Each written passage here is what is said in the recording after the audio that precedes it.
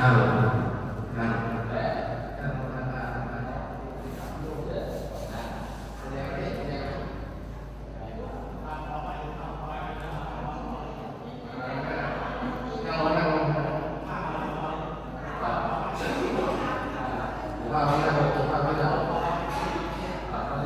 ภาพนี้เราว่าตามนะนามะรูปังอนิจจังนามะรูปังทุกขังนามะรูปังอนัตตาขอกุศลผลบุญ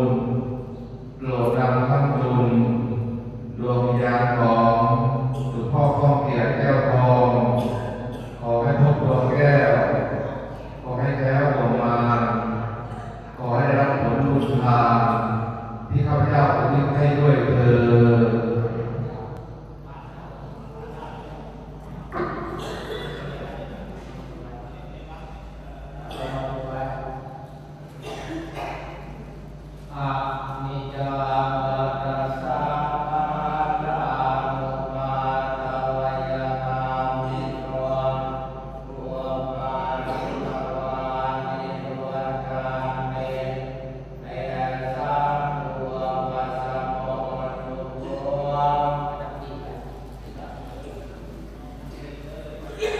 อารมณ์ที่มีผ้าเข้ามานะแต่หน้าผ้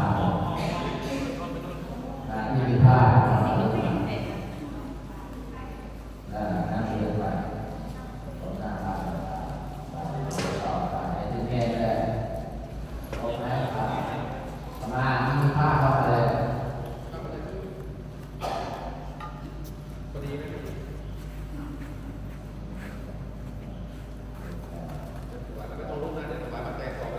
วางตรงเลยแล้วถึงแม่เลยถึงนะดีถึงนะ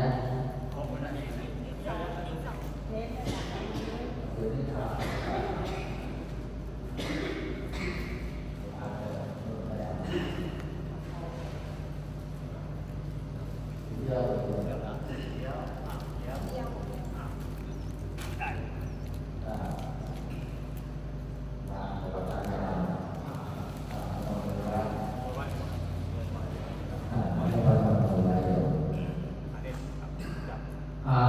นิจจา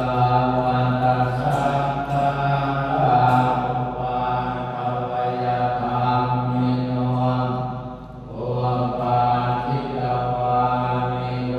จันติเตสังโฆปัสสะโมสุโข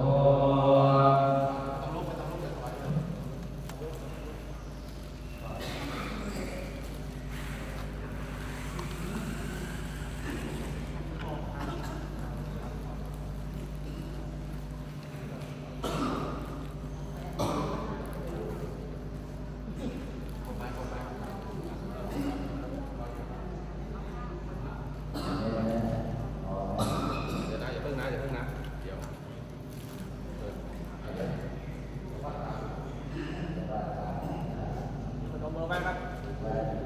ลงเบอร์ไว้ก่อนครับ ปัจจัย